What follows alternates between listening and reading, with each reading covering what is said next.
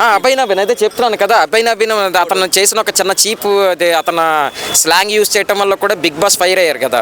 అంటే అతను ఆల్రెడీ ఒక సెలబ్రిటీగా యూట్యూబ్లో వాటిలో అన్నింటిలో మెంటే ఎతికలుగా ఇతరులకు ఎతిక్స్ చెప్పినప్పుడు అతను కూడా ఎతిక్స్ పాటించాలి కదా మాట్లాడేటప్పుడు. అవి పాటించుకుంటా ఎస్ అది రైట్, నిజం అది.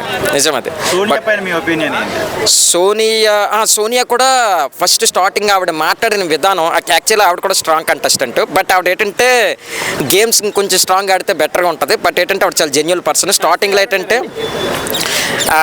వితండవాదం చేస్తే ఈవిడ చాలా రాంగ్ పర్సన్ ఏమో సేమ్ శోభా శెట్టి ఫీలింగ్ కలిగింది. బట్ రన్నింగ్లో వెళ్తున్న కొద్దీ ఆవిడ చాలా ఎమోషనల్ పర్సన్, చాలా న్యూట్రల్గా గేమ్ ప్లే చేస్తుంది.